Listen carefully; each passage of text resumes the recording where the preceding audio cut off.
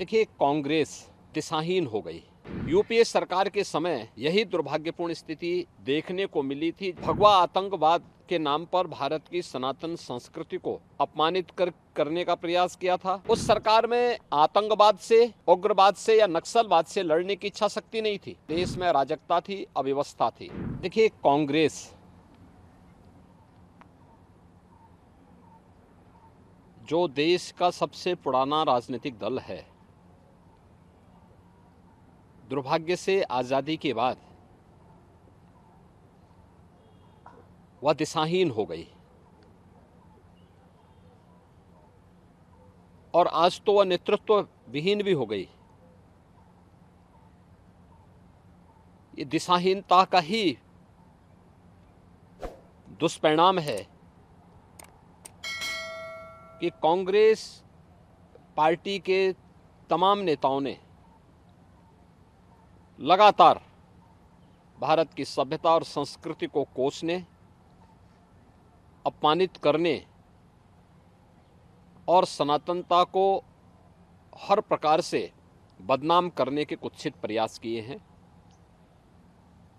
UPA सरकार के समय यही दुर्भाग्यपूर्ण स्थिति देखने को मिली थी, जब कांग्रेस के एक वरिष्ठ नेता ने और उस समय के केंद्रीय गृह मंत्री ने भगवा आतंकवाद के नाम पर भारत की सनातन संस्कृति को अपमानित करने का प्रयास किया था और दुनिया के सामने बदनाम करने का भी कुत्सित चेष्टा की थी। यह हर व्यक्ति जानता है कि कांग्रेस की नीतियां देश के अंदर आतंकवाद और नक्सलवाद का कारण बनी और आज मोदी जी के नेतृत्व में न केवल आतंकवाद और नक्सलवाद की समस्या का समाधान हुआ है, बल्कि देश के अंदर चाहे वह जम्मू कश्मीर का उग्रवाद हो, वहाँ का आतंकवाद हो, चाहे वह पूर्वोत्तर की अराजकता हो, चाहे देश के विभिन्न राज्यों में यूपीए सरकार के समय जो नक्सलवाद था, लगभग 17 राज्यों में 115 से 120 जनपद ऐसे थे जो नक्सली हिंसा से बुरी तरह चपेट में थे।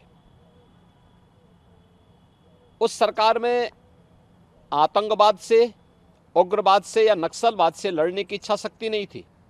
यही कारण था कि देश में अराजकता थी, अव्यवस्था थी।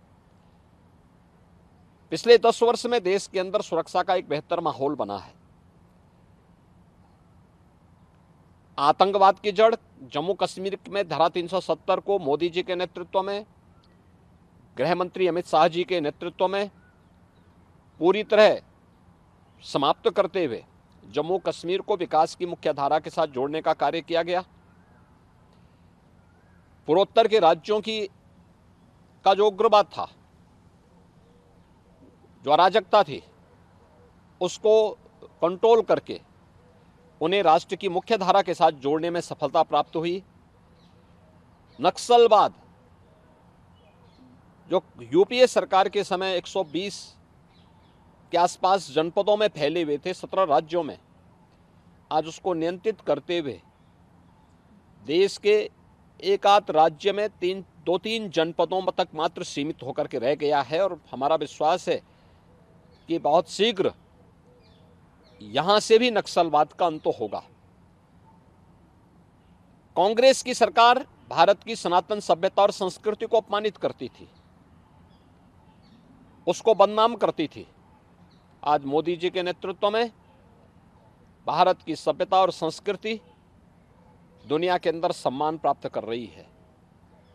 भारत का गौरव पुनर्स्थापित हुआ है और यह अवसर कभी कभी आता है। यही कारण है कि महाराष्ट्र की राष्ट्रवादी जनता आज मोदी जी के साथ, उनके नेतृत्व में उन्हें तीसरा कार्यकाल देने के लिए पूरी तरह प्रतिबद्ध दिखाई देता है और हमें विश्वास है कि जो कांग्रेस उन्हें बदनाम करने, उनके हिस्से पर सेंधमारी करने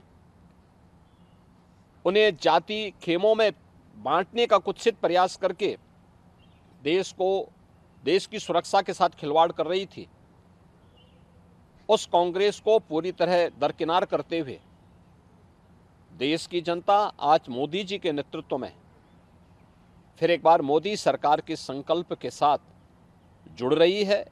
और हम विश्वास के साथ कह सकते हैं कि 4 जून को जब 2024 के लोकसभा चुनाव के परिणाम सामने आएंगे तो प्रचंड बहुमत के साथ मोदी जी फिर से देश के प्रधानमंत्री बनेंगे और उनका तीसरा कार्यकाल भारत की समृद्धि, भारत की सुरक्षा और भारत को आत्मनिर्भर भारत और विकसित भारत बनाने की दिशा से एक मील का पत्थर साबित होगा और मुझे लगता है हर भारतवासी के लिए गौरव का क्षण होगा।